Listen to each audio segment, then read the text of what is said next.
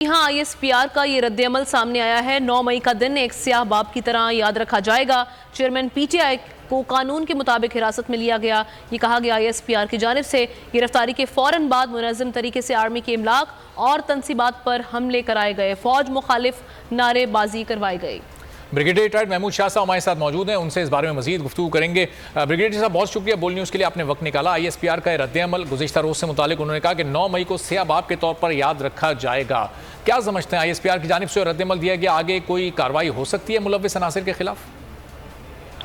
जी बिल्कुल होगी, और मेरे ख्याल में ये एक प्लान है जो यहूदी लाबी ने बनाया हुआ है, वो पाकिस्तान में खेला जा रहा है।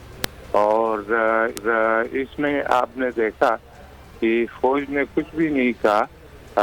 इमरान खान को कानून के मुताबिक जो है वो गिरफ्तार किया गया है, लेकिन आपने देखा कि उनके जो लोग हैं वो किसी सियासी लीडर के घर की तरफ नहीं गए, सियासी लीडर के किसी प्रॉपर्टी की तरफ नहीं गए, वो सीधे आर्मी इंस्टॉलेशन जो है उनकी तरफ गए। तो मेरे ख्याल में उसे साफ नजर आता है कि उनका टारगेट जो है वो आर्मी है। और मेरे ख्याल में काफी अरसे से भी अगर आप देखें, जैसे वो गजनफर गिल साहब है, या उसके बाद वो बशीर, वो क्या जो अपने आपको आजम स्वादी कहता है वो, और खान साहब के खुद अपने बयानात जो है उससे जाहिर होता है कि उनका असल टारगेट आर्मी है।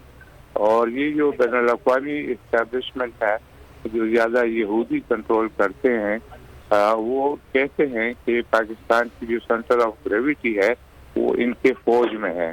तो फौज को आप कमज़ोर करें तो पाकिस्तान खुद ब खुद हमारे कंट्रोल में आ जाएगा।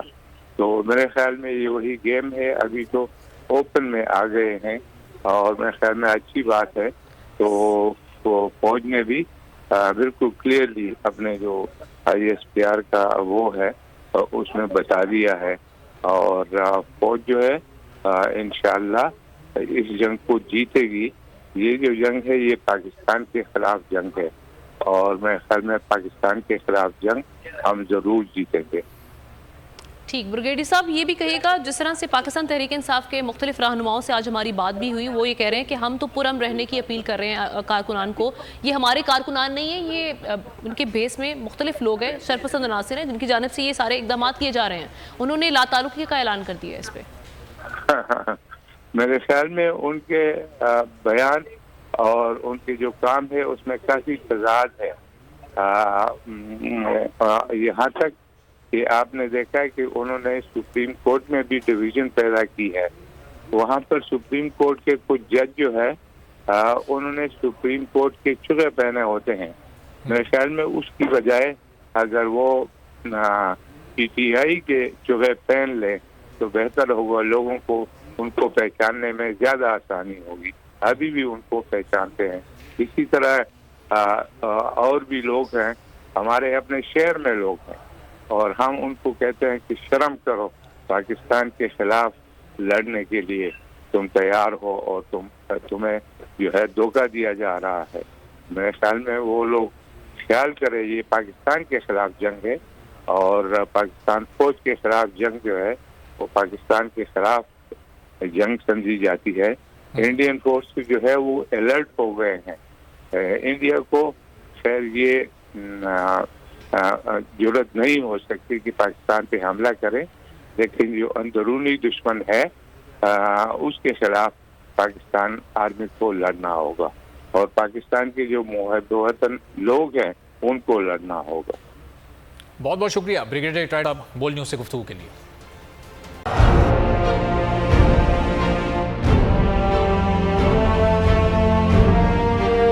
अदालती अहकामात के बावजूद कराची में शुएब शेख के घर को गैर कानूनी तौर पर मिसमार कर दिया गया है। बोल के खिलाफ इंतकामी कार्रवाइयों में तेजी। कराची में को चेयरमैन शुएब शेख का घर गिरा दिया गया।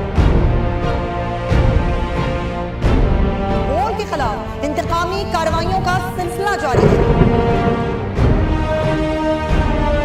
सिंध हुकूमत की अदालती अहकामात की खिलाफ वर्जी। सिंध हाई कोर्ट का स्टे ऑर्डर नजरअंदाज। सेक्रेटरी बल्दियात Najam Shah, director land Sawal Islam, director anti encroachment Imran Ahmad को नोटिस जारी, administrator KMC director Saifur Rahman, DIG south Irfan Baloch, SSP Keamari Fida Hussain को भी फरीक बनाया गया। इससे पहले जो जुल्म के पहाड़ तोड़े गए, शुएब अहमद शेख की जबानी सुनी। 60 दिन का वक्त होता है, 102 दिन के बाद मैं जीत गया, केस बरी हो गया, 102 दिन के बाद अपील फाइल की, एक्सेप्ट कर ली। नहीं करते ना एक्सेप्ट, खत्म हो जाता ना जुल्म यार।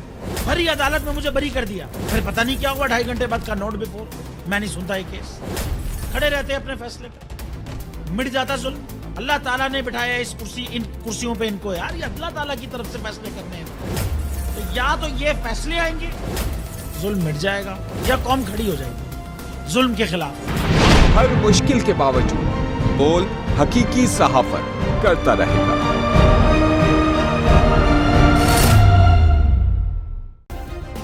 सब्सक्राइब करें और बेल दबाएं ताकि कोई खबर रह न जाए।